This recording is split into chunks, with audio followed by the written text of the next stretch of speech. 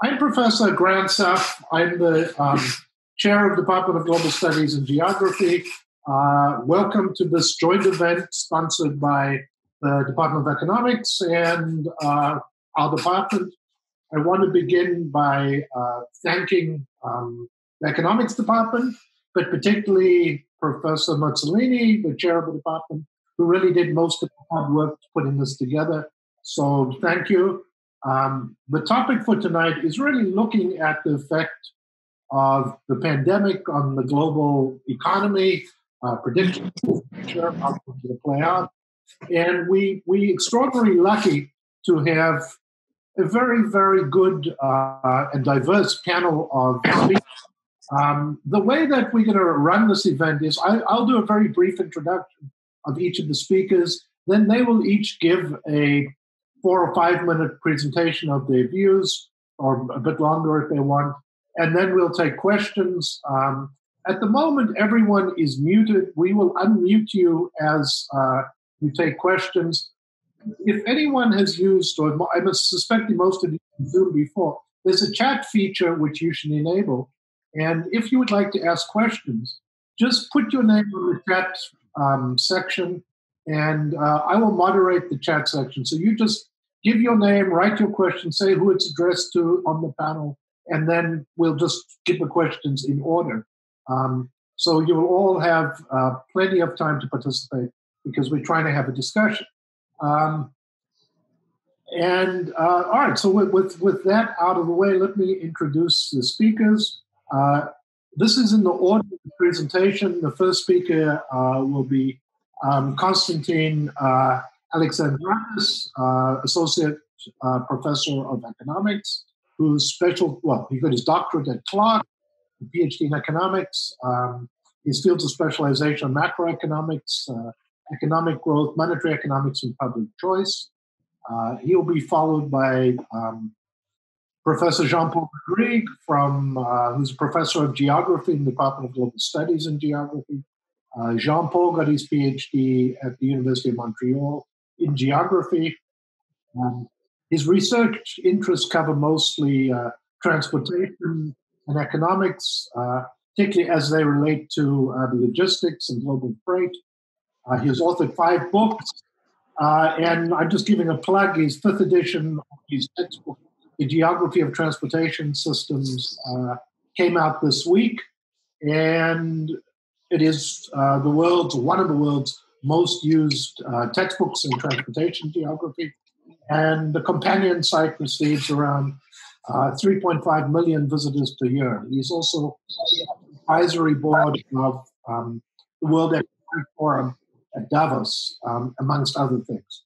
And then last but not least, Robbie Guttmann, who's a professor of economics. He's actually the distinguished Augustus B. Willett Chair of Economics. He got his PhD at the University of Greenwich in London. And he has been the distinguished professor, has won the distinguished professor of the Euro Award at Hofstra on 3 separate occasions. He's published numerous books. And his latest, which apparently is due to come out this year, and he can correct me if I'm wrong, is The End of the Dollar Standard. Multipolar Capitalized Capitalism, The End of the Dollar Standard.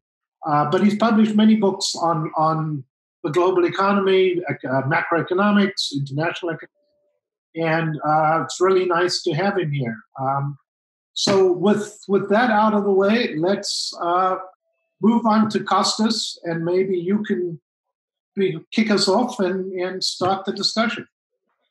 Okay, so I'll focus more on the U.S. economy, and I'll let Robbie and Jean-Paul focus more on address more the international aspect.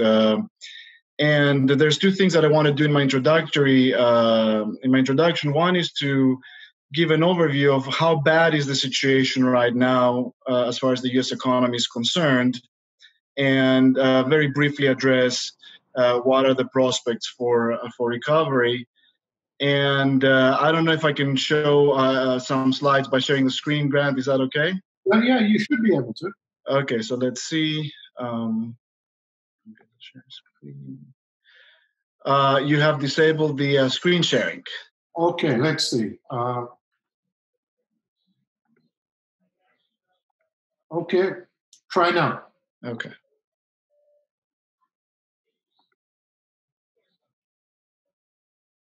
All right.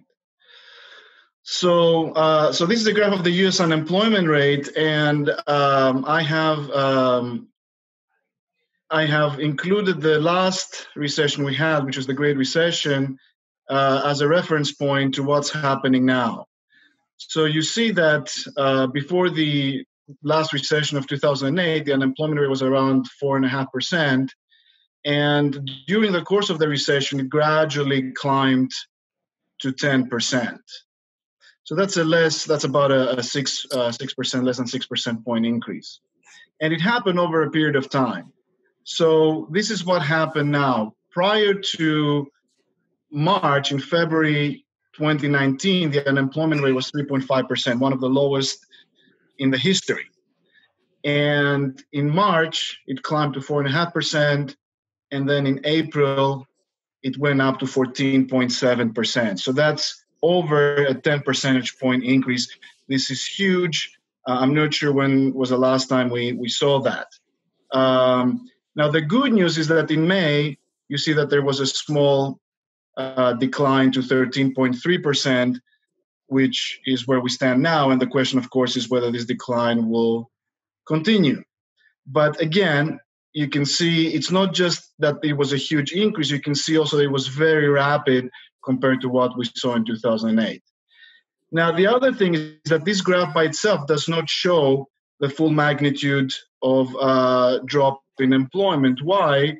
Because we had a lot of people who simply didn't lose their jobs. They stopped working because they withdrew from the labor force. They were afraid perhaps of getting sick and so on, and simply decided not to participate. And we see this in by this drop in the labor force participation rate, which tells us what percent of the population who are legally allowed to work choose to participate in the labor force.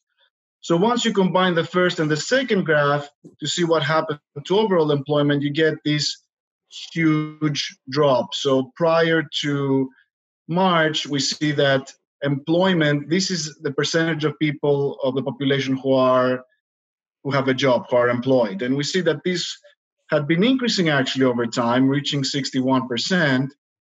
And once the crisis started, it dropped to 51%. That's the 10 percentage point increase. And it's the biggest increase you observe if you go all the way back to the beginning of the series in 1948 or so. So this is a huge, huge decline in employment.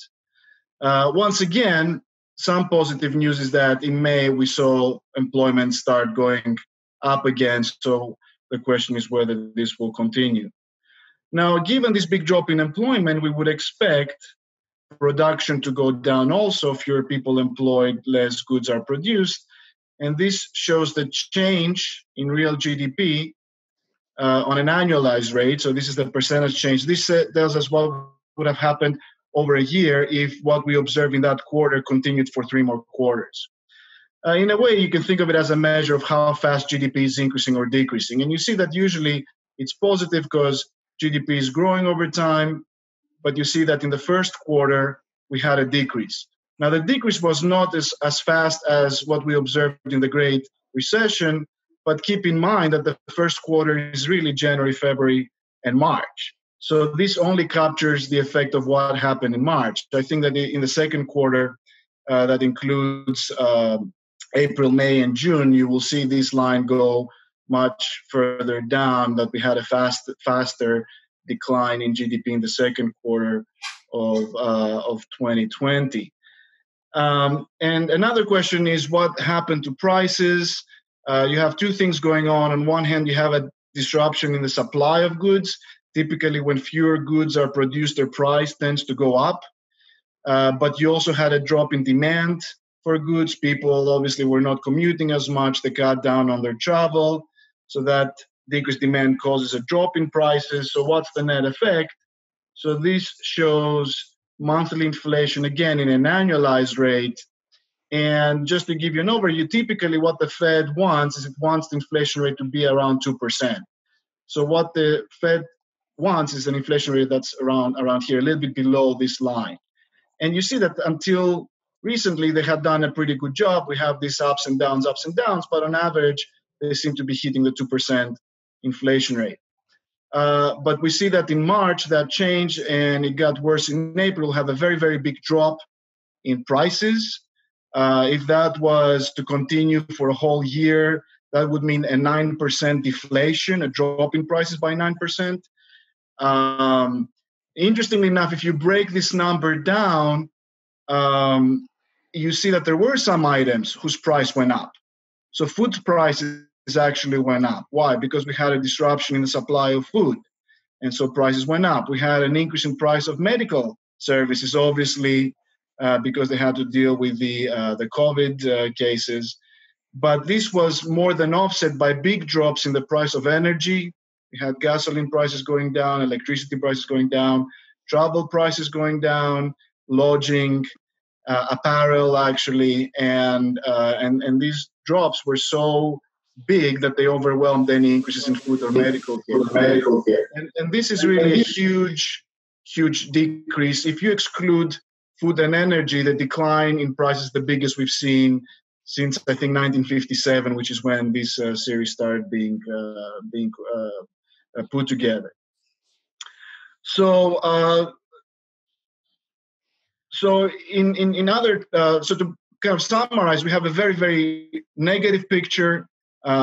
We have things going really, really bad and going bad really, really fast. And this is something that we have not experienced before.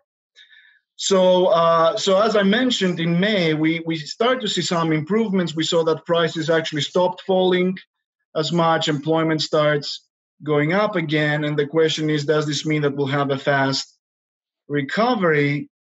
And I have to say that I'm not as optimistic. And here's why. So if we were able to, so we can think of what happened as an act of God. So obviously there's something that we have no control over, a productivity shock, if you will, that makes transactions among people very, very costly, very, very difficult. So you have a big decline in economic activity. And if this was the only thing that was going on, then we would hope that once this thing goes away, because we come up with a vaccine or some other treatment, then things would normalize relatively quickly. The problem is that the longer it takes for us to address COVID, you have businesses right now who are burning through a lot of cash just to stay afloat. And airlines, for example, are burning something like $30 to $70 million a day. You have restaurants. And there is a very big danger that if those companies run out of cash and they go bankrupt, then this will affect other companies that these companies own money too. It may affect banks. It may result in a financial crisis like we had in 2008, on top of having to deal with COVID.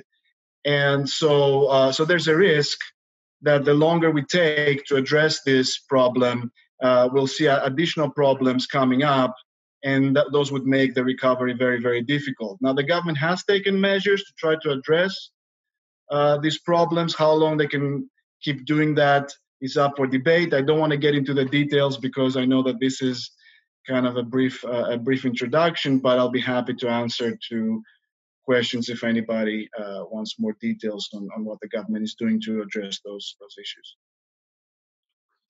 Okay, well, thanks, Kostas. Let's move straight on then to Jean-Paul.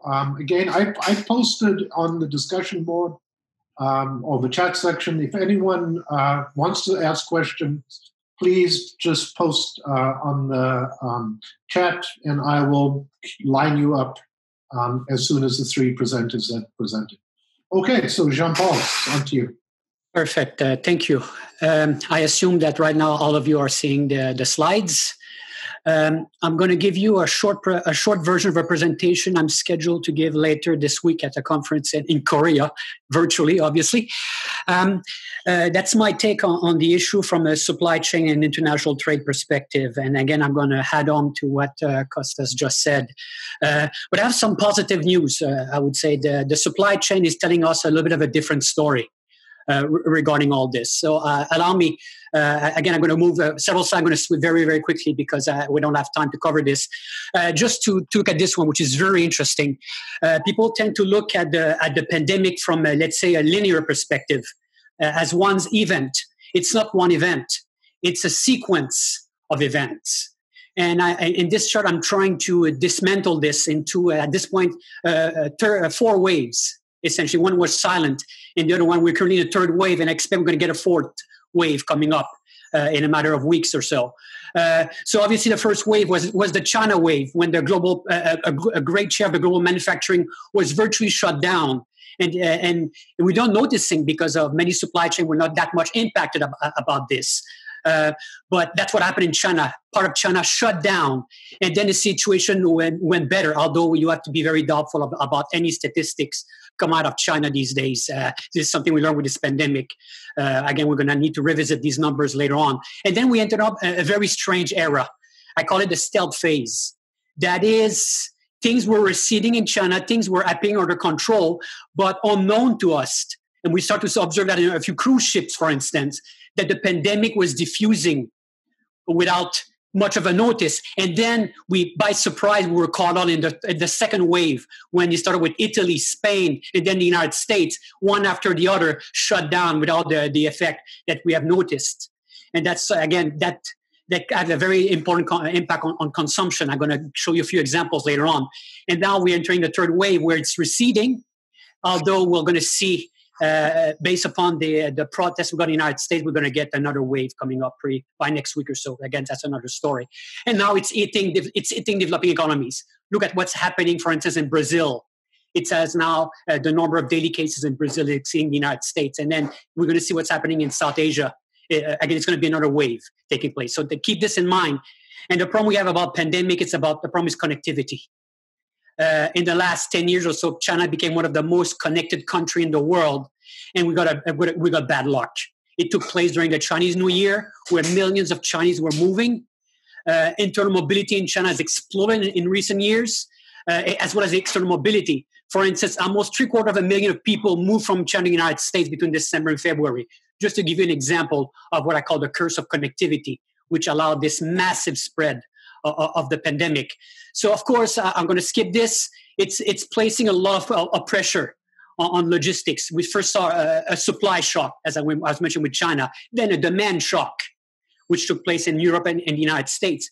And we saw very strange things happen. And this brings you probably for many of you, very fond memories of hoarding. And you see people were wondering, what the heck is happening? You say the supply chain are intact and products are disappearing. Is it because consumer are hoarding? And actually, hoarding was a very small aspect of these shortages.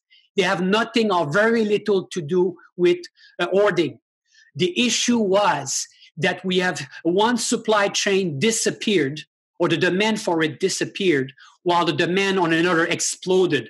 So commercial supply chain went down. So all the goods that were manufactured for institutions, for restaurants and all over, the demand for this disappeared, while the demand for regular consumer good exploded. But those are separate supply chain. They don't interact. So that's one of the core of the problem we face regarding shortages. It was that the commercial consumer supply chain were not prepared for that. And under normal circumstances, it's not that production went down, although we saw it in some food supply, but overall, it's the demand and distribution structure that changed and created all this stress that we have experienced in terms of empty aisles and shortages of some goods. So that's something I take, which is very important to remember. And now, again, we are in the third shock. I call it the deferred demand trap. By this, I mean that the fact that people stop a lot of consumption, many of them also stop paying rents, and also retail stores stop paying rent, created, I would say, a possible wave of rolling bankruptcies. that could trigger another wave of problems in the months to come. We're going to see that what's going to happen in retail. So that's a very big risk. Consumers are typed out, and we're going to see a lot of personal bankruptcies, a lot of default taking place, and that's going to be, I would say, a hell of an issue to address in the coming months. Again, I'm going to skip this. Those are indicators I follow myself, but I just want to put your attention with this one, which is container traffic at the Port of LA. That's my canary. I use it every month. What's happening in the Port of LA is going to tell you what's happening in the United States. Quite a lot, I would say. So you will notice for the month of March, you saw a 30% decline in container volume, which is huge. It's one of the sharpest drop ever experienced. But look at April. It came back. There's a gigantic bounce. I was not expecting that. So from my perspective, actually the current problem we're facing appears to be less significant than the financial crisis. Again, this is subject to debate. That's for sure, that people are going to contradict what I say. But from what I see from a trade and supply chain perspective, my indicators are showing me that there is a rebound taking place. How stable this rebound is, again, it remains to be debated, because I'm concerned about the wave of bankruptcies and default that are going to be happening in the coming months. And that could have a very significant impact on the demand. So is it a U? I think it's going to be some kind of a V and then a double V. I would say another later on in time. So that's my take. I'm going to switch. Price of oil, amazing. I would say it's incredible. The commodities are cheap. It's a heavily deflationary event by all measures, in terms of real estate, in terms of value of commodities, except a few things that we've noticed in terms of food. But for the great majority of all the supply chain, it is a gigantic deflationary event. And again, I think I'll stop with this, because there are a lot of issues I could discuss about what could happen in terms of future international trade, substitution effect. I would say service economies are the most vulnerable as opposed to manufacturing-oriented economies. That's something we start to notice as well. The larger the share of the service sector in the economy, the more problem we could be experiencing, because we're realizing that a lot of the workforce is not going to be coming back, because corporations are going to use this as a way to rationalize their operation. They're going to keep their most valuable workers. They're going to get rid of I would say, they're going to become leaner in that case. That's an event that's favoring that process, that massive rationalization. And we'll expect also a massive substitution towards e-commerce and towards also more and more automation regarding this. All of these are converging to create a very type of unique event. Again, it's not something new. It's simply accelerating processes that have already been taking place for many years. But now it's like a gigantic hiccup, if you would say, in terms of transition. And I'll leave it with that. Okay, well, thanks, Jean-Paul. Gloomy, but thanks. So let's turn it on to Robbie. I don't see you on my screen, but would you like to present? Can you stop the screen sharing there so I can...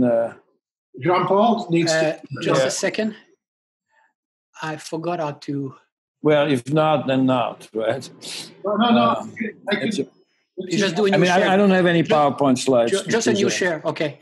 I can, Grant, you can just switch to something else, because I cannot exit, as far as I can tell.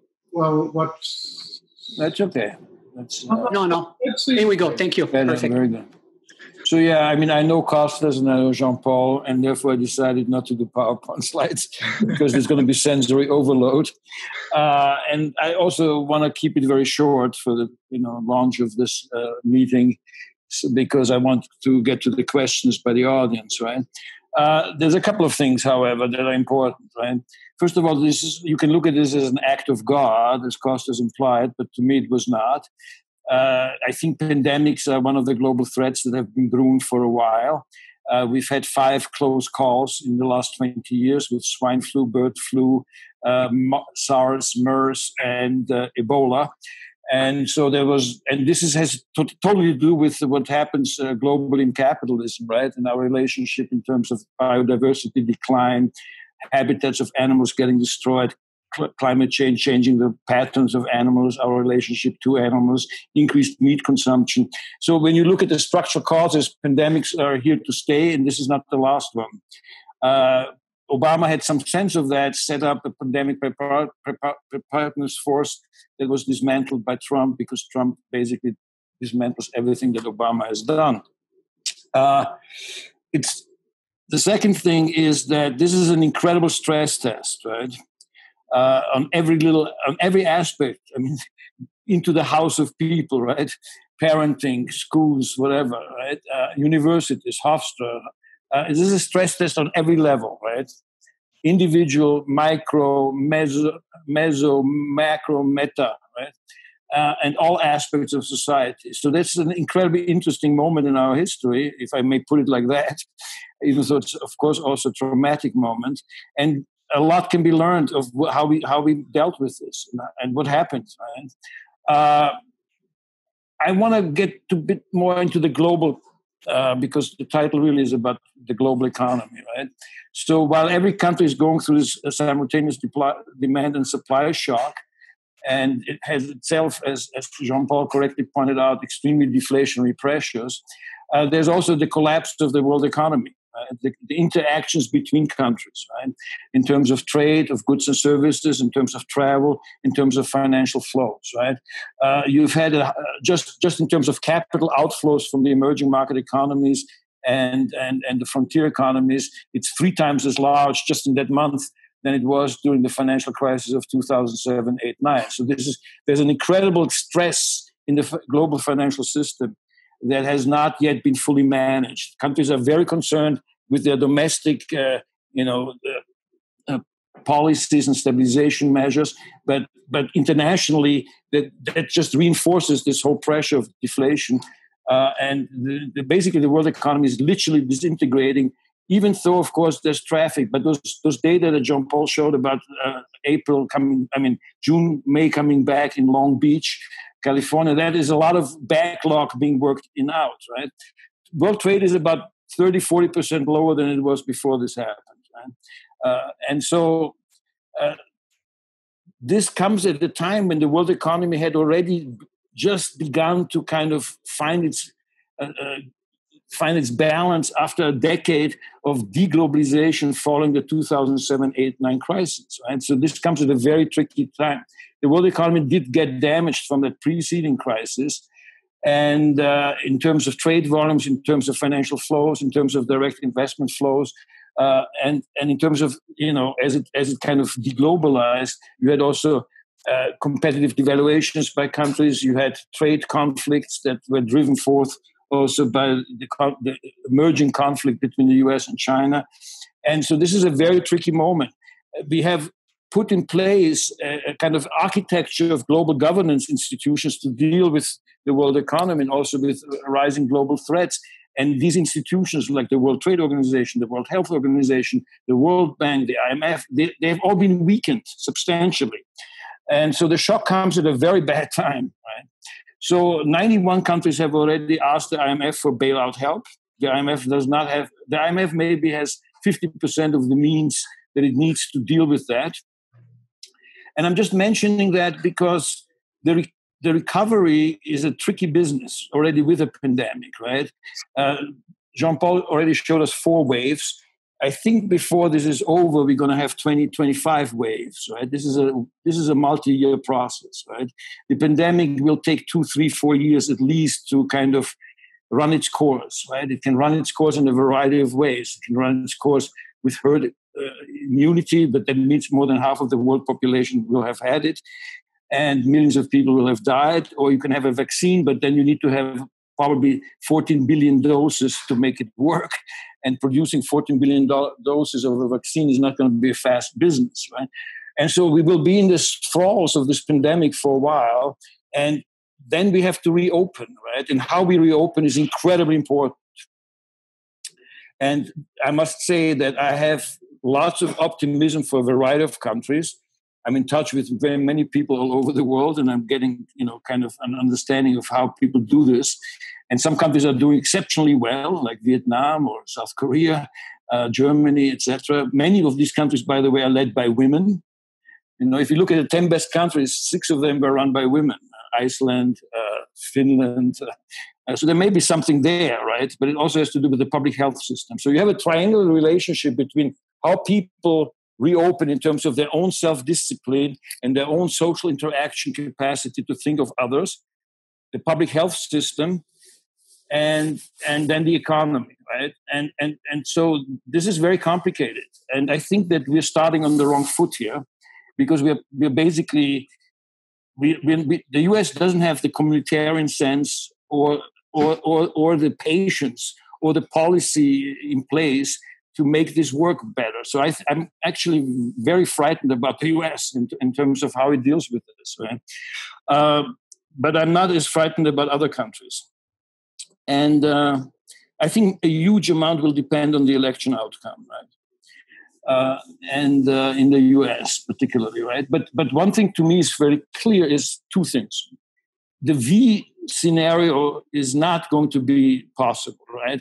You're going to have a rebound, of course. You reopen, right? You're coming out of a coma, you start breathing and looking around. You say, hey, I'm alive. But can you really dance, rock, as the way you used to? That's a different story, right? And when the second point that I'm trying to make is we're in this very unusual debt deflation spiral, right? And I pointed for all the audience here to the Great Depression, right? There's an economic process when you have this shock. The shock may arise from very different directions, but you get into a deflationary process where the debt burden gets bigger just by the same amount of money. As the value of money goes up, with prices going down, the debt burden gets bigger. So with the same debt level, you're just putting more and more stones in your backpack. And then you have to kind of get rid of those stones. And that creates a kind of a spiral, right? So the longer this process lasts, and the worse it is managed in terms of opening up and people having the confidence to actually go back into their social interactions and thereby revive the economy, the more liquidity problems that we have when we went collectively into a coma become solvency problems, right? And when they become solvency problems, then you have this debt deflation spiral, and that's extremely dangerous. We're not there yet, and we have governments all over the world throwing their kitchen sink at that process to avoid it. Huge fiscal expansions, wage insurance schemes, helicopter money payments, incredible measures, but also on the monetary policy side, the government, basically the central banks are bypassing their banks and just do direct monetary financing more and more. So you have lots of radical action to avoid this debt deflation spiral, right? But at the same time, every day you get also breaks and pressures for that spiral. And this needs to be well managed on a globally coordinated level. And there we have, how shall I put this? We don't have good leaders right now. Let's put it just this way. Right? We do not have leaders who understand the need for global coordination when the whole world economy faces a debt deflation spiral. And leadership is crucially important in that regard. So we live in a very dramatic moment, the outcome of which is completely unpredictable. Thank you. Oh, okay, Robbie, thank you. So lots to discuss, lots to talk about. Again, if you have questions, I ask that you put them in the discussion board. We have one. Unfortunately, I can't always we can't see everyone's name. Some people are joined under an acronym. So if you want to change your name to be called, it would be great. But otherwise, the first question we have is by Think GV. I don't know. This is KG. What is that? Sorry, I don't. Right. He's a colleague of ours from Hofstra. Yeah, from the finance department. Right. Okay, so I can't see you on my screen to unmute you, so you go ahead, ask your question. Yeah, so first, let me thank all three presenters for an interesting introduction to what's going on in the markets. So one question that I had, and I think Bobby answered part of it.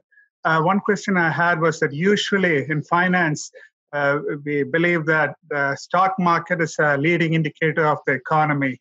So given that the stock market has recovered quite well over the last few weeks, How do you explain that in the context that some of you have stated that that we're going to have a long period of time before the economy recovers? So is there I see a disconnect between what you are saying and what's happening in the stock market. So what would be your explanation for that? Does anybody want to answer that, Jean-Paul or Costas? You go ahead, and then we can just... Right. Well, I mean, first of all, the recovery came after a very sharp decline, right? Mm-hmm. And a panicky decline. Then the recovery came also in the context of the Fed pumping, $2 or $3 trillion into the economy that have yet to find their way into the real economy.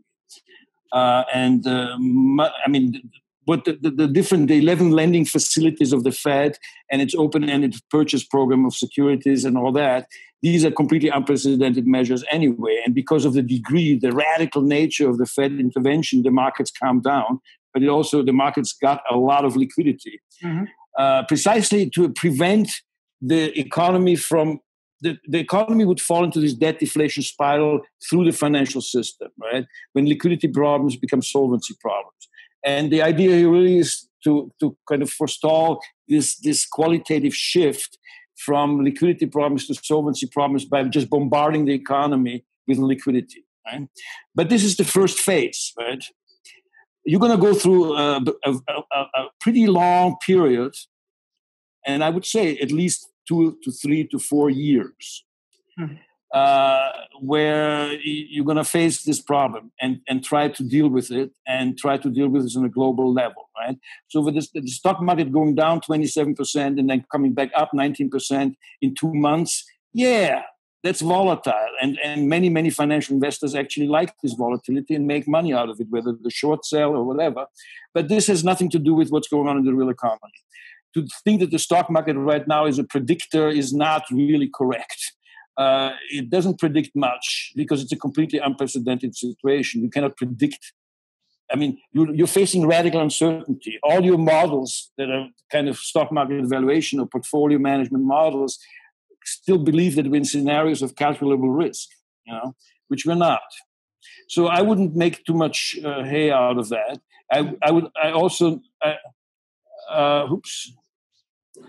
Sorry. I also think that the stock market went up in 1930 as well, quite spectacularly even, right? Before it fell apart in 31, 32, and 33. Right?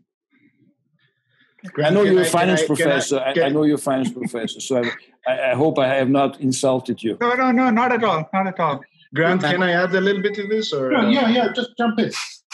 Yeah, so there's certainly the stock market is a leading indicator, but not a very good one. I mean, there's a famous joke that the stock market has predicted 11 out of the last 9 recessions, and that has to do with the volatility that Robbie mentioned. I think you had the rebound to some extent because you had better news than expected. I mean, the decline in the unemployment rate was certainly not expected.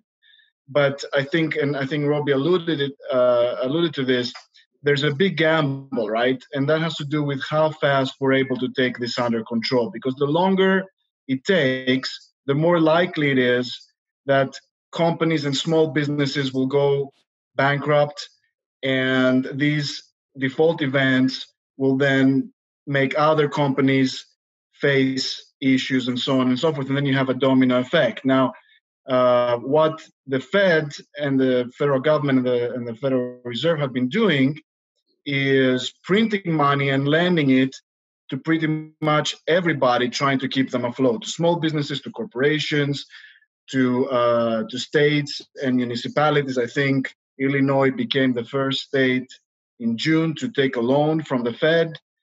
But the question is, how long can this continue? How long before these companies, whether big or small, realize that, look, there's no point borrowing anymore because there's no way that we're going to be able to pay this debt back, and it's just better to just close our doors and call it quits. And I think that's a big problem unless the government or the Fed are willing to accept big losses, are willing to tell people that they don't expect to get paid back, but that may create problems of its own. So there's a lot of uncertainty here, and I don't know that the stock market is that far ahead looking or taking a gamble. I'm not sure. My expectation is probably two things to reinforce what has just been said.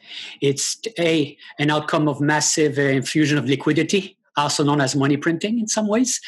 And second is the hope and expectation, and basically all the manufacturers, the retailers are crossing their fingers and hope that this bounces back. And they are interpreting any positive signs. Maybe they may overemphasize them. So that's probably a combination of factors that people hope that things are going to come back and interpret positive news as such. Thank you. We have another question, but if I could just follow up with a question, because it's based roughly around the stock market. I was reading that increasingly a lot of firms are not actually listed on the stock market, that a huge amount in the last 10 or 15 years, private equity is funding a huge amount of startups, and they unregulated, they're not part of the basic stock market. So the stock market, the number of listed firms is roughly about half of what it was 10 or 15 years ago. And so the stock market is an indicator of what's actually happening, is increasingly, is increasingly less. I don't know if anyone would want to respond to that. Robbie, maybe? Yes. No, you're quite right. I mean, it's part of an overall financial centralization concentration process, right? But private equity funds have become huge players, and they basically fill a void left behind by the re-regulation and crisis of the banking system out of the 2007, 8, 9 crisis. So there's hedge funds, but hedge funds are basically now just kind of vanilla strategies. They've lost their kind of individualized approach because they went from 500 hedge funds to 8,000. So private equity funds are important because they kind of restructure. And there's a crisis brewing there with collateralized loan obligations, right? So you're going to hear a lot more about private equity funds. And when you start hearing about private equity funds and collateralized loan obligations, which are all kind of alphabet soups all over again, then you know we're in real dangerous waters. So as long as you don't hear much about that, that's good. Okay, but it raises the broader question about finance, right?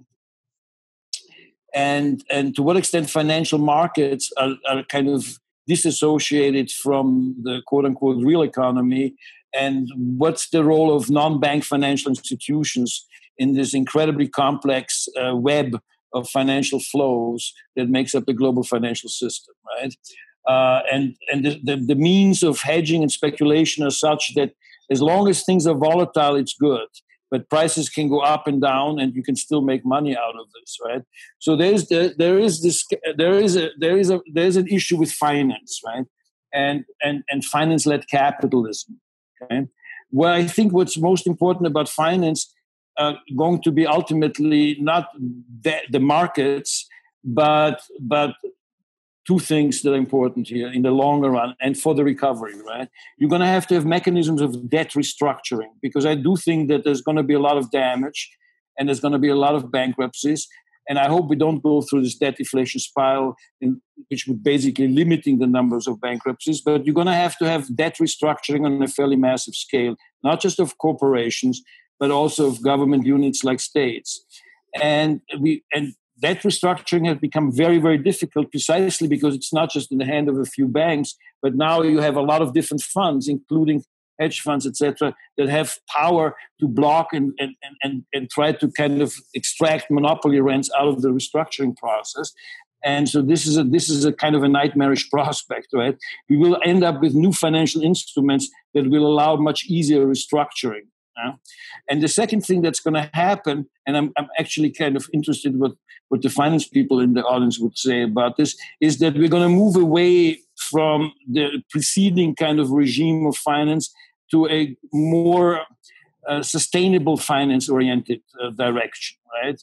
So I think there's going to be a lot of discussions, maybe not in the US, it depends again who wins, but there's, in the rest of the world, there's going to be a lot about, what we call ESG criteria, this environmental social governance criteria, and long-term funding for the Green New Deals that countries will launch across the world. And finance will go into sort of this green finance direction. And that trend may very well accelerate in the course of this crisis. Okay, so we had a question from Kelly Elkins, which I have tried to unmute her. Kelly, can you ask the question, or do you want me to ask it? Sure, I can ask. So my question is about the targets of government bailouts. Do you think the U.S. government should have bailed out private industry and corporations? And should there have been a larger focus on monthly income replacement payments to individual taxpayers? Okay, good question. So why don't we start with Costas? So I want to make clear that most of the assistance that the federal government has given is not in the form of bailouts. Correct. It's in the form of loans. So as of now, the government is expected to get paid back. The one exception were the airlines that got $25 billion, but that was with string attached. It was kind of like a payroll grant. It was in exchange for them agreeing not to lay off or furlough people who did not consent to this, and so on. And as far as bailing corporation, I mean, it's a double-edged sword, right? So if you're a very free market kind of guy, you're concerned because now it's the third time in just a few decades that the government is stepping in and bailing companies out. I mean, we helped the banks and the automakers in 2008. Now it's the airlines, and there's a moral hazard problem, right?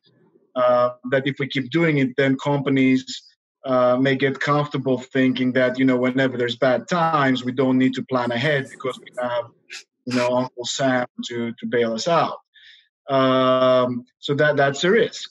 But I note Robbie's objection, but I will keep calling it act of God in the sense that you can respond to it in better ways or worse ways, and it's a long discussion of what the current administration did or shouldn't have done.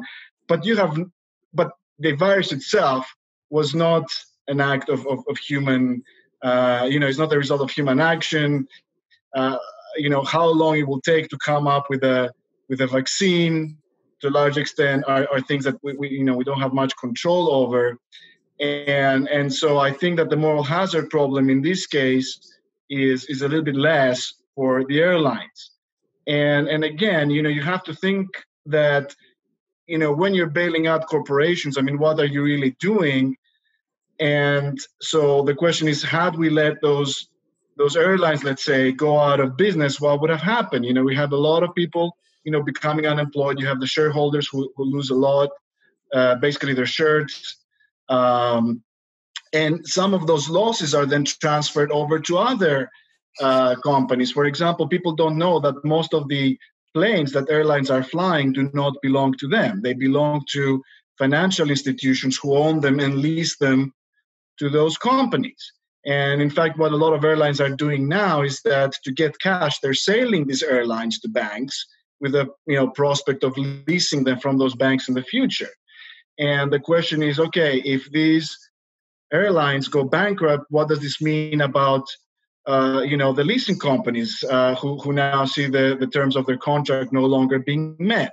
And does this mean that then these banks and financial institutions are now likely to default? And if they default, well, where did they get the money to buy the planes that they then lease to this airline? So there's this nexus of relationships, and it's very difficult to quantify the effect of letting major airlines or industries go out of business. I think the effect on the economy could be quite detrimental.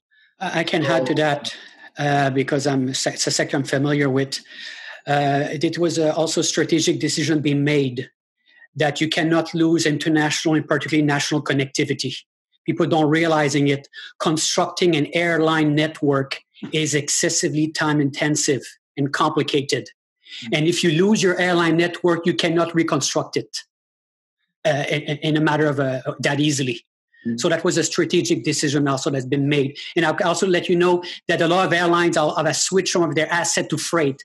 Air freight rate have skyrocketed because of, especially between Asia and North America during the pandemic, because of all the movements, urgent movements of goods. And all of airlines have tried to substitute partially regarding this. Can I just add? So, Kelly, you had a second part of your question that I want to address, right? It's quite true that we have not bailed out too many companies compared to what we will face as we go forward, right? And bailouts may be not bailouts there may be a lot of different types of government intervention in terms of restructuring firms and restructuring their debt and restructuring whole sectors, right? So there's going to be quite a bit of that. Because you have global excess capacities in a lot of industries and a lot of sectors, and many companies could survive in a kind of faster growing economy, won't survive then going forward, and you have to decide how to deal with that, right? With the bankruptcies to come, and who do you want to save and who do you not? That's a complicated question, right?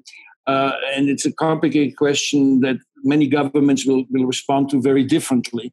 And one of the things that I'm interested in and what I'm actually working on right now in this sense of multipolar capitalism is that you have different types of capitalism, and the differences become much sharper in the years to come, right? Between the China-grouped capitalism, European-type capitalism, and the American-type capitalism. And in that context, American-type capitalism, we don't really do the kind of government intervention in industrial policy, strategic policy yet, other than to the military-industrial complex, as other countries do. But the other question that I want to address is the question about you had with the monthly income replacement payments to individual taxpayers. I would slightly rephrase your question, right? Because what happened, I think, is an incredibly important point, right? Is, for example, most of the European countries, basically the governments took over the wage payments of businesses, right? And sort of cooperated with businesses. Okay, listen, I'm going to take until further notice, the government, all your wage payments, I do about 60 or 70%. Countries have different limits here, right? Some countries do 60%, some do 70%, some countries even go to 80%. So 80%, let's say of my salary, would go and be paid by the government, relieving the pressure on businesses. And in that way, you would maintain employment. Right? So the unemployment rates in Germany or the unemployment rates in France barely ticked up so far. That may not be durable, that may not be sustainable, but they did not lay off people. They tried to avoid laying off people. Right? And in the hope that this will be just a temporary disruption. The U.S. did not do that, with the exception of that PPP part of the first chaos package. The PPP part is the one that goes to sort of small to medium-sized businesses, and this is a payment protection program, but it didn't work because it didn't go to the most needy ones. It had to be channeled to the banking system, and then whoever had favored banking relations already, and whoever had also the bureaucracy, the administrative capacity to come first in line, got the money, right? And then we had to redo it, but the redoing is also not well finished. But what happened mostly here is, we have a kind of a very, very kind of neoliberal type of market economy, free market economy with a small government. We basically allowed businesses to lay off workers, right? And so, as we all know, 42 million people looked for unemployment benefits. And that's a very different approach, because when you lay off people, you create a lot more anxiety. On top of that, many of them lost their lost their health insurance. They then had to go and file for unemployment claims between 2 and 7 million a month. The most that our unemployment offices have ever done was 700,000 a month nationally. So they're now doing 5 to 8 times as many claims. They have computers that are dating from the late 1990s, early 2000s. They're understaffed. So my daughter had to get unemployment claims. It was like a nightmare for her. She just got paid 2 days ago, right? 2 days ago. This is like 3 months into the process that she was laid off, right? And she was laid off on the 17th of March or something, right? So yeah, right. Jean-Paul already kind of alluded to the fact that businesses will then pick who they're going to reemploy and at what level, right? But that is probably, from a micro perspective, business control, perhaps a good thing individually for each business, especially after they've been hit with a cash flow shut off for so long. But from a macro perspective of the U.S. economy as a whole, it's a disaster, and it will contribute to the lack of confidence and the great deal of nervousness, right? So I would say that the Democrats and even some Republican senators have understood that it would have been much better to basically have the government pay directly kind of a wage insurance, like, as they did in Europe. And it may be part of the July package. The July package, I think, is going to possibly include more of that. Grant, can I kind of disagree a little bit with Robbie on this one? Sure. Well, first of all, I don't think either way that anybody can call this a free market neoliberal state. I mean, we have a very heavy-handed government intervention any way you look at it. Now, heavy-handed? Yeah, heavy-handed. I mean, you have the government basically taking unprecedented steps in terms of unprecedented, yes, because you have an unprecedented crisis, right? This government is not heavy-handed, okay? Right, but I wouldn't call like several $1 trillion being given, in multiple waves. But Costas. But let me just make the point that I wanted to make, which is there's damn if you do and damn if you don't. Now, I particularly. I'm not happy with the way it was handled, in the sense that it creates a moral hazard problem.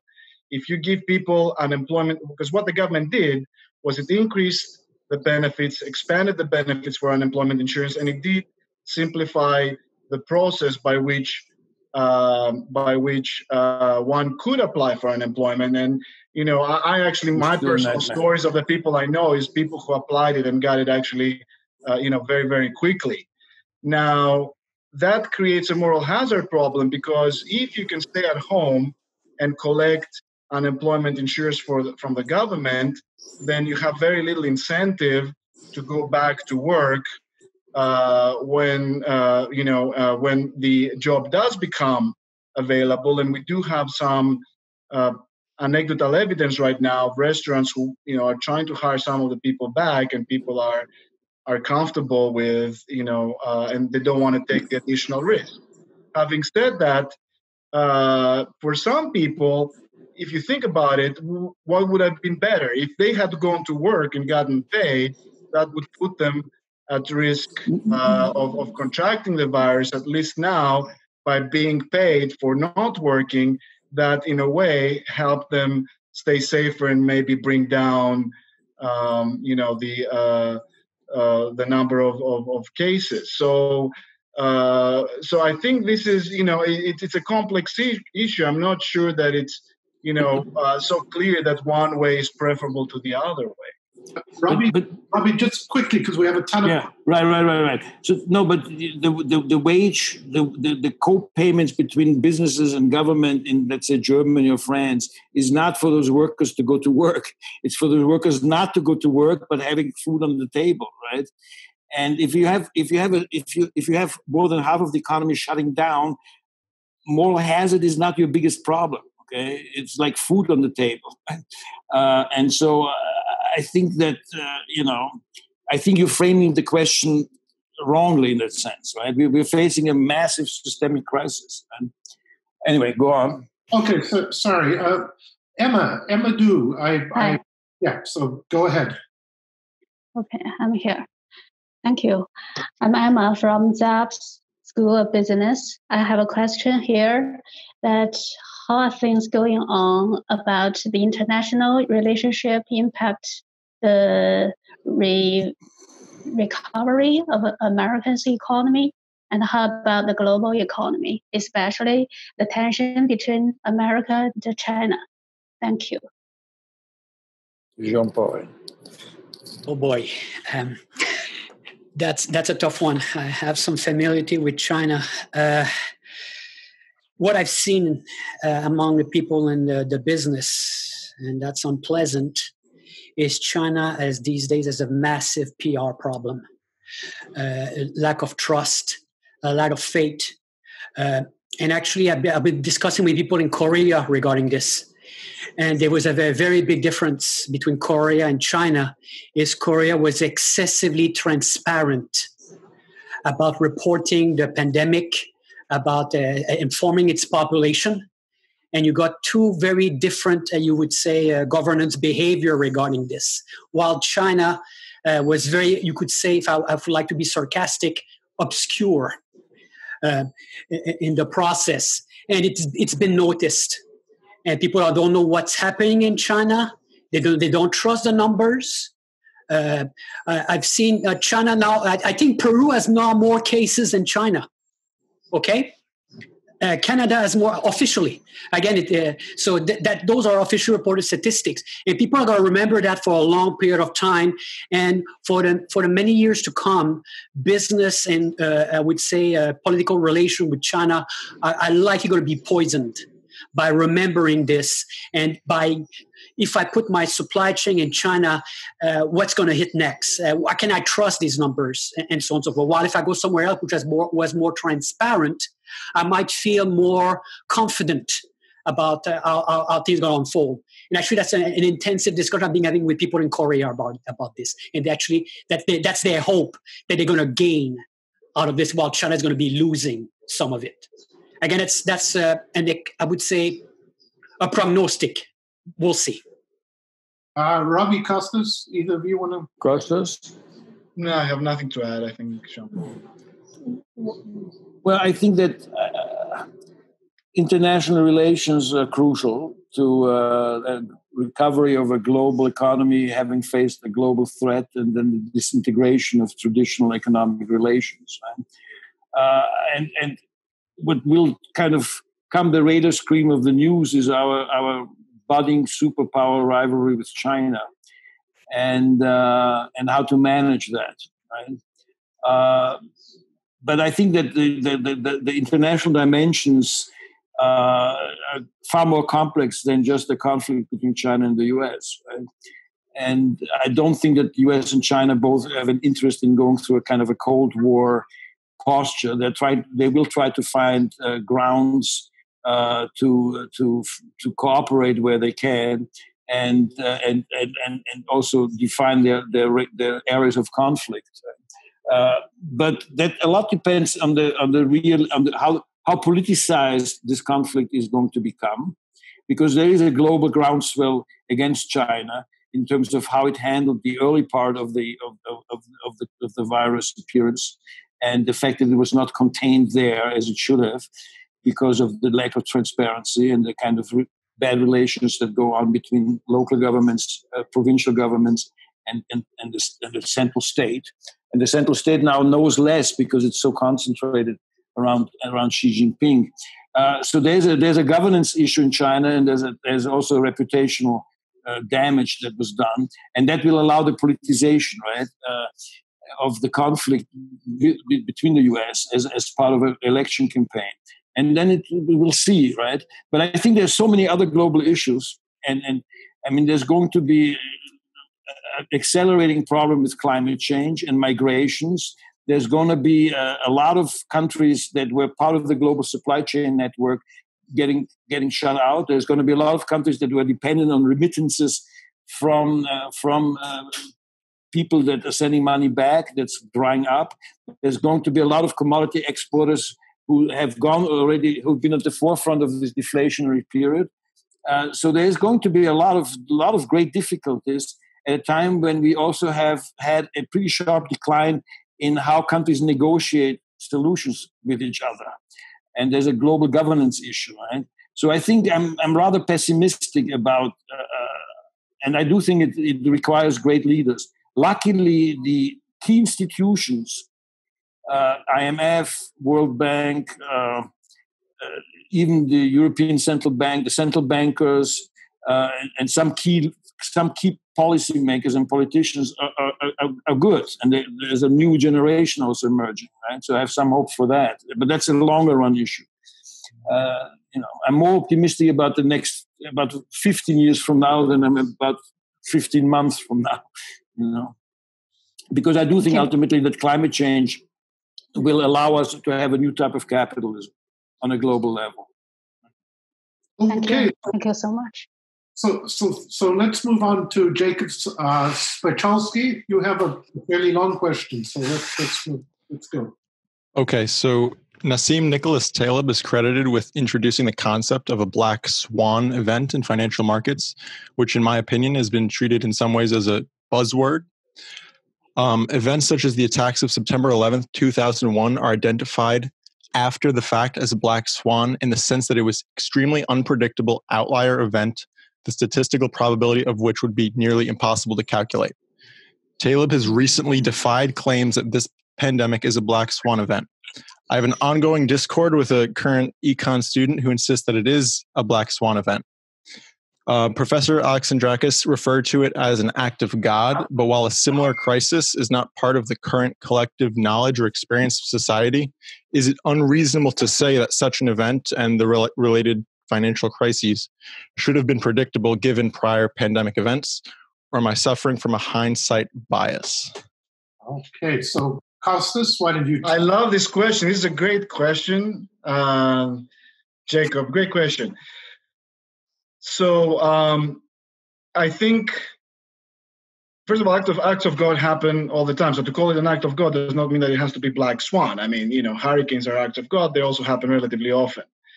The second thing that I want to mention in response to your question is that having insurance for events that are very significant but low probability, even if they're not black swans, but they don't happen very often, can be very expensive. And just to set a little bit the record straight, so for example, planning for pandemic, this was a plan that was first put forward in pandemics as an event that we need to prepare for and allocate money for. I think it was first George W. Bush made it a big issue. And at the time, I think a lot of people were laughing. It took the back burner during the Obama administration because Obama's priorities was to deal with a financial crisis at the time. The money had to be allocated elsewhere. And then, of course, it fell even further behind, in the current administration. And that's for the government. And the same is true for companies. I mean, companies, look, they had some money to spend in the event that they got closed they were shut down for a month, 2 months. But for something that lasts so long, I mean, keeping that much cash aside to keep yourself afloat when you don't have business can become, very, very costly. And so the question is, you can think that it is somewhat probable, but perhaps, especially if you're the only one who acts, to keep such a big caution that will allow you to weather the storm may make you not being able to stay in the market and compete with other companies that choose not to. And I think that is a big problem. I mean, look, and this again where I think I may have a different viewpoint than some of the other participants. We always complain here in the United States how our healthcare system is very expensive, right? But part of why our healthcare system, one of the reasons is that if you look, for example, at the number of ICUs per 100,000 people, United States has the highest number of ICUs, followed by Germany. Most countries that have public healthcare systems, Italy, Spain, and other countries have very, very low numbers of ICUs. Now, in the current pandemic, the availability of intensive care units was a big determining factor of whether, people will survive. So again, yes, we were able to, I think, have better outcomes in New York, for example, given the number of people that got sick. But that comes at a cost. a more expensive healthcare, and then you see that people start complaining about it. So I understand what you're saying, but planning and keeping excess capacity, whether it's excess ICU beds or cash set aside or whatever, can also become very costly. And the question is, are people willing to to undertake that cost in case that event happens? And that's a difficult question, right? That's a difficult question. Jean-Paul, do you want to say anything? Over this issue, not particularly. No. Just to tell you, I think it was mentioned before. Again, I'm going to add something up. That the problem with, regarding pandemics, the United States had plenty of pandemic preparation plans. Actually, there was an oversupply of pandemic preparation plans. So that was not an issue of any type of administration. It was something that's been in the debate for 10 years or so. I know I was involved in that 10 years ago, in those type of preparation issues and discussions. So it's been there for a long period of time. And the problem is every branch of the government has its own pandemic plan. So that created a lot of confusion, all the way down to municipal governments. Robbie, you want to add something? You're muted, Robbie. You're muted. So it's a great question, and I don't want to insult Jacob by saying, let's go on, right? Can I just ask one more thing? Yeah, if you want. Jacob, go ahead. So by calling it an act of God, I feel that it kind of removes liability. So if a building is struck by lightning, there's no one directly responsible. It's an act of God. Where the origination of the pandemic, it's hard to pin any particular liability. But in the second stage, in the management of the pandemic, there clearly can be institutional and individual level liabilities on behalf of governments or people refusing to follow the new socialized norms of social distancing and things like that. So that's my major disagreement with the act of God part of it. But thank you for your feedback. Robbie, you want to quickly follow up on that? Or? Yeah, no, he's totally right. And in a way, a lot of this has to do with how you manage these kinds of catastrophic events that are somewhat predictable, like an earthquake may be somewhat predictable, but they're not pinpointable predictable, right? So it's very difficult to have, for example, different insurance contracts or event-based swap agreements like credit default swaps. When you have these events, what's important is to have an infrastructure of reaction, right?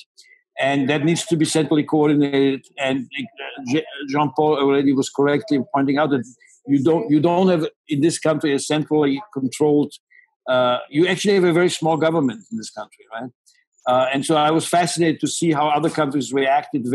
Countries that I know well reacted really rapidly, and then you can contain it better.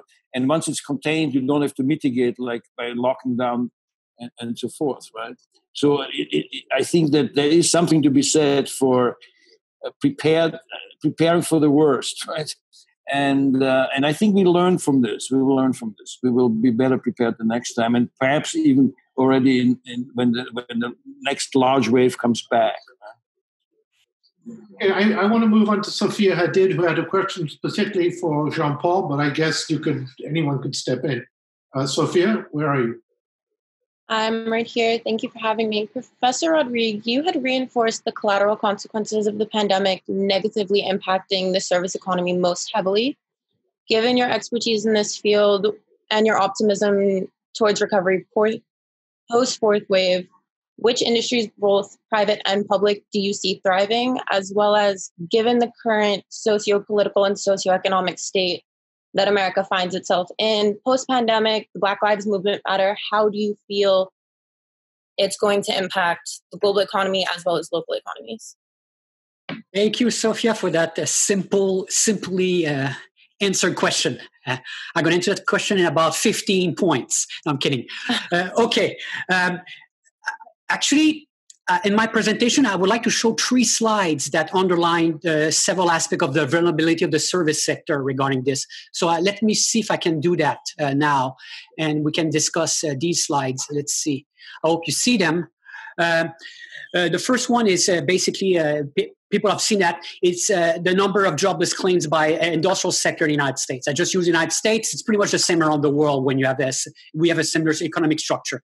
And you can see the bloodbath in the food services, the retail. Even I was shocked also healthcare services. And that's something which people fail to understand. Oh, in pandemic, the demand for healthcare goes up. No, it has collapsed. I have quite a few doctors we know that basically lost their income for several months because it was only emergency services and no any form of regular surgeries or a doctor, let's say, medical activities. So you have here a list of how our employment-wise, again, I don't have the data in terms of output, but employment-wise, how the U.S. economy was hit here. So you have a little bit of a perspective to see the particular vulnerability of three sectors which are the core of our service sector here, which is food, hotels, retail, and you see here healthcare. To move on, if you multiply this with the probability of automation, you get, I would say, even more vulnerabilities. Office, food preparation are the type of activity which are potentially the most automated. And this pandemic is going to trigger a massive wave of automation in these industries. So you're going to get even more vulnerability in these service sectors because of that. Again, that's my take. That's a list here. And last and not least, again, just to show you the touristic center, look what's going to hurt the most. If you look at the touristic industry for 2018, France, Spain, the United States, even China, Italy are the countries which are receiving the largest amount of international arrivals per year. And this, I would say, this industry has essentially vanished in the last few months or so. So that's another example of my take on why there's a dimension of the service sector are particularly vulnerable. And again, now Grant, if you want to remove this and we can move on. Well, that's my take. Okay, why don't we, does anyone else want to follow up on that while I'm trying to remove the slides? Not on this, but can I use what Jean-Paul said to make a brief remark also? Let's see, I'm still trying to remove the slide. You carry on talking while I'm figuring this out. Yeah, no, I'm very glad that Jean-Paul brought the issue of the decline in medical care because, and I want everybody to understand, I think, especially some of us who are very skeptical about how well the government does things, is whenever the government steps in, there's always a huge amount of inefficiency involved. And what they did with the case of medical care is in many areas that did not have actually a lot of COVID cases, is that they banned, non-elective procedures. So you didn't have the COVID business because it was still, few cases, but then you couldn't even do anything else because that was legally restricted, and of course that's why we have a lot of layovers there as well. And going back to one of Kelly Elkin's question, I think that the biggest misuse of assistance is that we're giving assistant checks, the government, to Social Security beneficiaries. I have a bit of a hard time figuring out the rationale. I mean, these are people who did not lose their job, did not lose their business. They're still getting paid by the government. Their Social Security checks are coming every month. I don't know what is the rationale to give them an additional assistance check, given that the government is already paying for their healthcare and for their pension. But the point is that, whenever the government steps in and try to do something because they have to satisfy politically a whole bunch of groups to get consensus, is that, a lot of the way we address things is going to be, much less efficient than if a technocrat was designing it without all those considerations in mind. Nevertheless, we have to look at what's the worst alternative. And I think, that's how I approach those issues. Robbie, you want to say anything? Well, thanks. So let's move on then to Chris McCartney Milstead. Would you like to ask? Hi, good evening. Thank you for taking my question. A lot of the forecasting I've been hearing in this setting and in others has been built upon the presumption that a coronavirus vaccine is forthcoming. From a public health perspective, that is very much an if, not a when. And I wonder what the thoughts are about what systemic changes we might need to make to our economy if indeed we are entering a long-term cycle in which we have recurring seasonal waves of coronavirus that require similarly disruptive social changes. Thank you.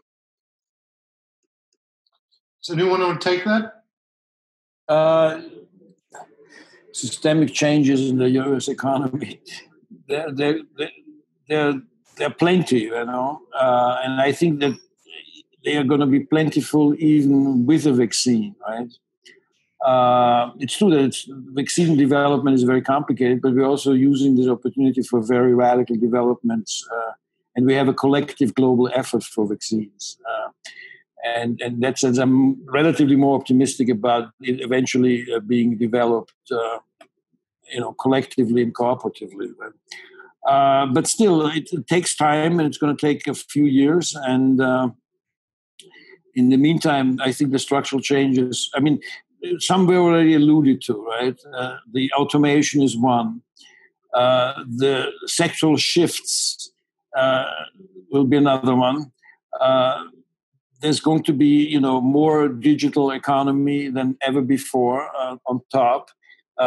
Certain sectors are, I think, in permanent decline and have become more or less unsustainable and obsolete. But there's also a question coming up about cities versus suburbs and even rural areas, and I think there will be a shift too. I think the charm of the cities, the attractiveness of cities, has taken a beating here, right? And it will be a while before we come back. And I also think that the overvalued real estate in those cities, especially the key cities of any country, whether it's Paris or London or Tokyo or New York, there will be a decline there. And then a lot of the economy was built around these inflated asset values. And once they're kind of permanently, not permanently, but sustainably lower, it'll have a big impact, right? I think that there's going to be more demand for policy and good policy, because one of the things that I think we will realize is that the U.S. has dismantled policy making as a process and the civil service that kind of carries out good policy, right? We have politicized the federal government to a point, and we also have had a long-standing paralysis of policy making. And I think, so I hope my most optimistic kind of take on this is that there's going to be more emphasis on sustainable development, more emphasis on reversing income and wealth inequality, more use of the digital economy to open up opportunity for hitherto more marginalized sectors in the population, and perhaps a kind of rearrangement of the international hierarchy and institutions that fuel the world economy. So I think there's going to be dramatic change going forward, but it's not, I don't want to make, ironclad predictions about this. This is a very open process. I would like to add a nuance to this. You have to be very careful. We don't know the full epidemiology of this so far. So be careful when you have a R0 we don't know the value of R0, which is the, let's say, the level of infection. We actually don't know the rate of transmission. The rate of transmission. We don't know exactly the death rates by risk groups as well. We have some ideas, of course, older people. I know, I use this example frankly. I think something like 50 to 60% of all the deaths in Canada were in elderly care homes. Yes. So you have to be very careful to make all-encompassing conclusions that we're doomed, that the global economy is going to crash about something we don't know the epidemiology of clearly. So, and when this is come to push and shove, we're going to have to learn to break some eggs. We're going to have to learn live with this, with an additional risk factor, adapt a social, I would say, interaction accordingly for a while, and see where it goes. But that's the point. So again, very careful. We have massive amount of data being collected. I start to see a lot of the results regarding this. When we have a clear understanding of the epidemiology, how does it easily transmit or not? Which group are at risk? What level of density is a risk or not? Is it more inside or outside? When we know about that, we're going to be able now to break some eggs and say, okay, this is how we function. What do you mean by breaking eggs? That is having people willingly committing risk to go and under their daily activities, going to Hofstra, for instance, go to teach a class, what is the level of risk with that? At this point, we have a binary perspective. It's zero or everything. But we're going to have to adapt to this. And that's something we have to be excessively careful. And that's the problem we see in the last early month. We switch from everything to nothing. And we may have overreacted. It's easy to say with hindsight. Of course, hindsight is a little bit the pernicious perspective. But we have to be excessively careful. But isn't that true for all human endeavor, right? We face radical uncertainty, then we learn about how these things unfold, and then we kind of try to squeeze radical uncertainty into calculable risk, right? That's what we're going to learn. We need to learn that really quickly. Right, exactly, and that's why I think leadership is so important. Grant, can I also add a tangent here? And I think also that was a question mentioned earlier by Sophia, I believe, to Jean-Paul. And I think it's important to address this given everything that's going on. Also about the racial, impact. Robbie mentioned about vulnerable groups, and we know, for example, in New York that minorities have been affected much more in terms of the rates of infection. Perhaps because more of them were employed in those deemed essential jobs, so they didn't have the luxury to say, I'll teach a class remotely to keep myself safe. And I also had a slide, if you would allow me, that I didn't show earlier, but it shows the differences in the unemployment rate by race. Can I do that really quickly, or? Sure. So I think it's interesting if you look at what's happening to. Well, I'll put it up here. To unemployment by race. So the blue line is unemployment for Black/African American. The red is unemployment for white. Now you see that over time, Black unemployment has been higher than white unemployment. This does not necessarily imply discrimination because it does not control for levels of education, race, and so on. But what's interesting is that in the past few years, we have made some strides. I don't know if it's visible, but these lines were kind of converging. The difference between the two had been going down. And now what happened was in April, both of them went up. But you see that the decline in May is purely because of a decline in unemployment among whites. If you look at unemployment among Blacks, you see that it stayed flat. And so, I see this as a concern of how the labor market will affect different groups differently. And it may vanish all the progress we had made in the past few years. And I think that's important to keep in mind. Okay, so we're closing in at 8:00. We have a lot of questions. So if I don't know if the panelists are willing to stay longer and keep it open, because I'm happy to continue if you're happy to take questions. I'm just gonna. The next question, the person didn't have a microphone, so I'm going to read it out. But before I do that, I just want to make a response to Jean-Paul.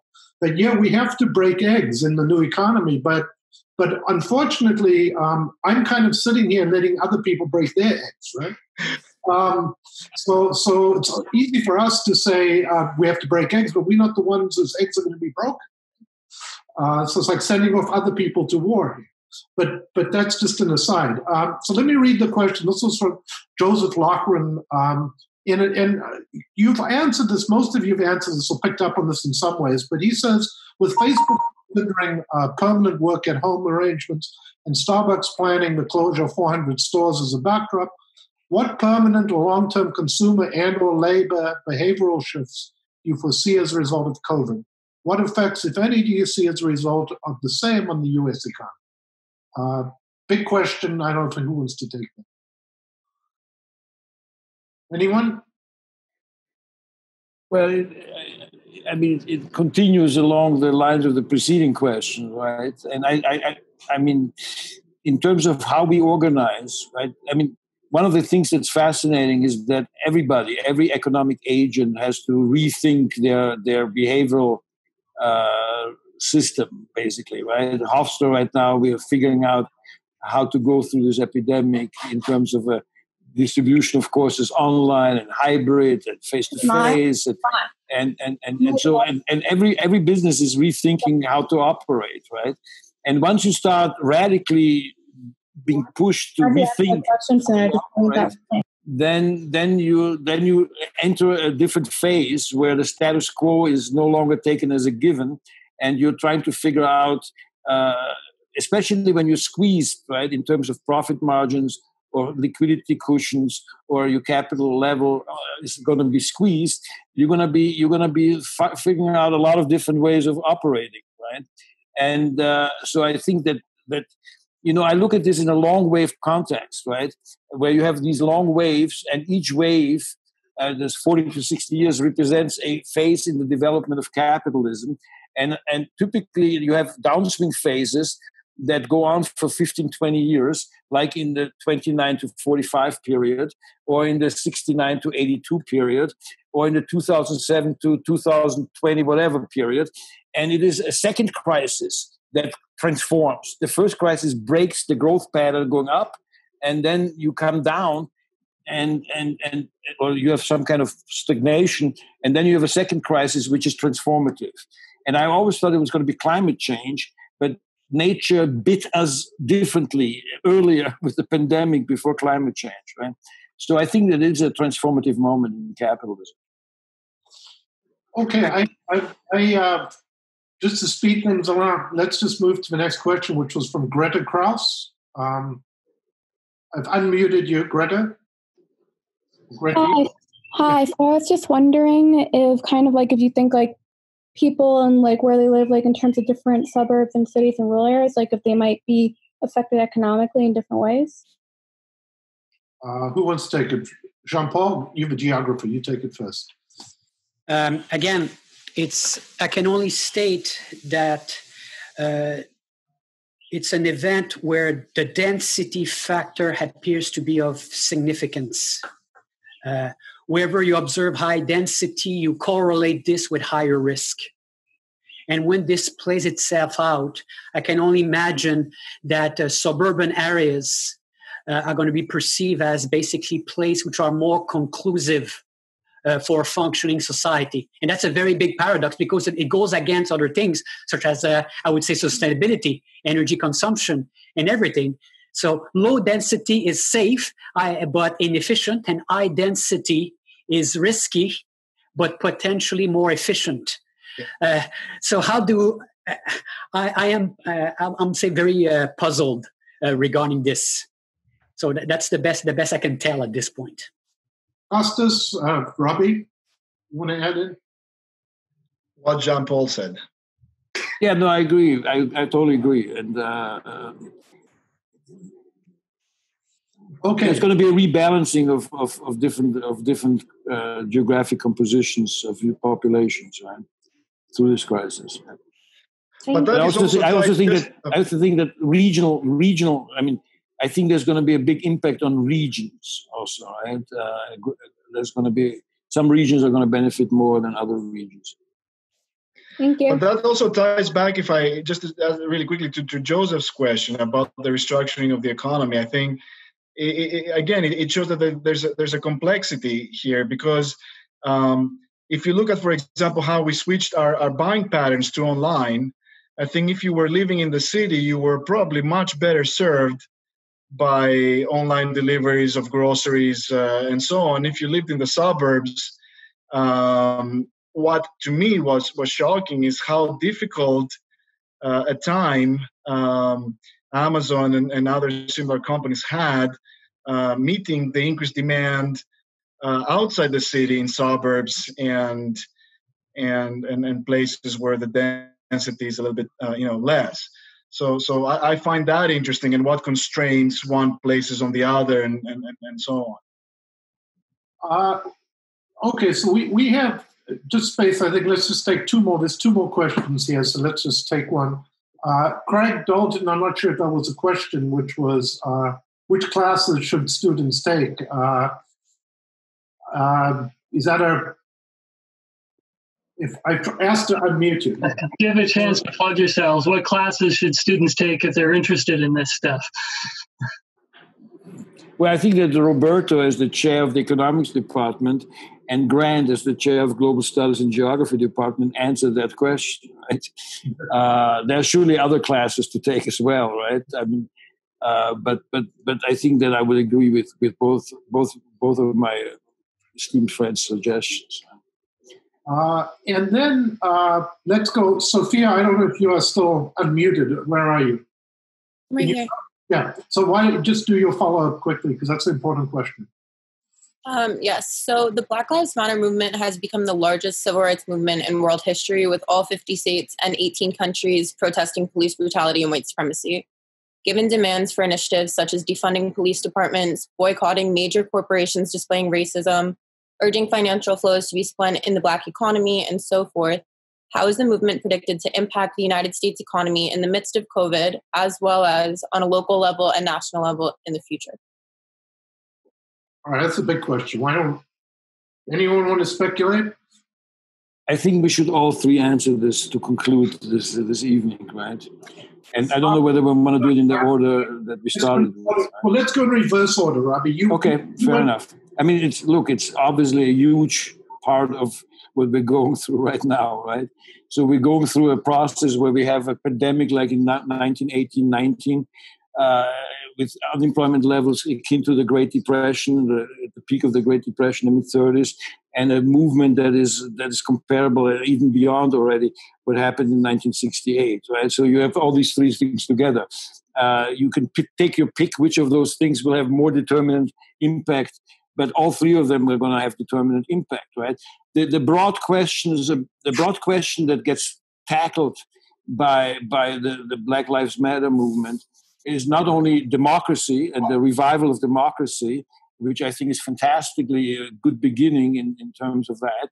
And part of the democracy is also always the relationship with the judicial apparatus and the frontline soldiers of the judicial apparatus, which is the police. And the police here, has had a very, very extreme version of the violence of the monopoly of the violence of the state that needs to be corrected, right? But there's the broader question of discrimination and income inequality and equality of opportunity, especially equality of opportunity, that gets also raised here. And these are part of what I, kind of argued before, which is that this crisis is transformative, and that dimension of equality of opportunity and of existing wealth and income inequality, discrimination, institutional barriers, are going to be obviously key political questions around which new political movements and policies will be built. This is not going to go away.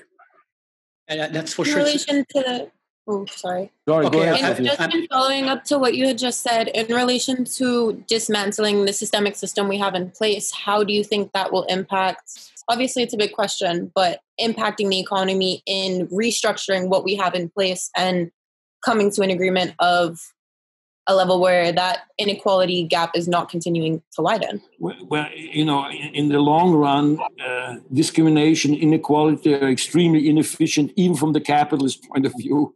So it always is a question of the power structure and of having rulers that divide and conquer, right? So I think that this is a very positive thing. This is a very positive thing, right? Even though it's going to be turmoil-ridden and there may be quite a lot of violence still in there, this is a completely necessary process for the U.S. economy to go to if it wants to revive itself. The U.S. economy has been politically suffocated to death, and now it needs to revive. And this is the moment of birth for the revival, in my opinion. Wow. Okay, I thought Jean-Paul would be second. Okay, yes, sure. It's again, this is such a loaded question. Again, it's what I can say is COVID was a traumatic event from a social and, of course, economic perspective, and then back to back we get another traumatic event within the U.S. society. And I'm not too sure how resilient we're going to be regarding this. That's my big concern. Again, we're going to find out. But if any of you Have you seen what happened on Fifth Avenue? It's been bored out.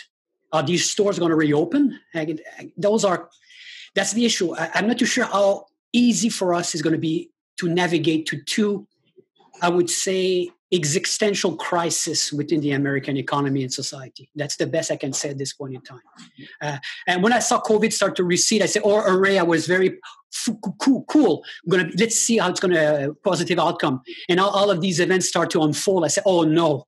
And then you start all of these things spiral out of control. I said, "Oh my goodness!" We move from one crisis and we immediately transition to another. And I'm at a loss. I don't have much more to say about it. Costas? So as far as the impact on the national economy, I don't think it's going to be as big. I'm more concerned about the impact on the local economy. If you have a store in an affluent neighborhood that got busted, I'm pretty sure the demand is there to recover fairly quickly. I think if you are the only store in an underserved neighborhood, which is now destroyed, I think that would be much more difficult to recover from. So I think as far as the violence goes, I think at a local level, especially for neighborhoods that are already not in good shape, I think that may be an issue, not so much from national level. I'm less optimistic about the progress that the movement will make. And first of all, let me just state that in my opinion, the biggest historical civil rights movement was the civil rights movement of the 60s, under Martin Luther King. That's my personal opinion. And part of the reason why is because it had specific demands. My concern here is that there are no specific demands other than police brutality. And there's also kind of a narrative that I think is counterproductive. We think that there's institutional racism because people are racist. So the presumption is that if people stop being racist, then the racist outcomes will actually end. My reading, based on my own research and my studying of the topic, is that institutions are racist oftentimes by people who don't have racist intentions. For example, there's some studies that show that minimum wage impacts black teens, for example, more than white teens negatively. Yet if you ask most people who support the minimum wage, these are people who denounce racism. School vouchers which give people more choice in terms of which school to send their kids to, and may help kids who go to school in underprivileged areas. Again, these are opposed by people who, again, if you ask them, take a very strong position against racism. So my concern is that a lot of the racist outcomes that we observe are not the result of racist intentions. It's the result of good intentions, perhaps, but we don't understand the racial components. And the same goes about police. The more we regulate human behavior, the more laws we pass, the more police will be involved in our lives, and the more police misbehavior we will observe. But we see that a lot of people who support more government regulation of human behavior are exactly people who take a very strong behavior against racism. What happens is that they don't see the racial implications of the policies they support, and unless we highlight those and the movement can adopt specific demands, I'm not very optimistic that we will actually see significant change. That's my opinion on this. So I guess to end off, we're ending off with three very divergent, or at least two to one divergent viewpoints.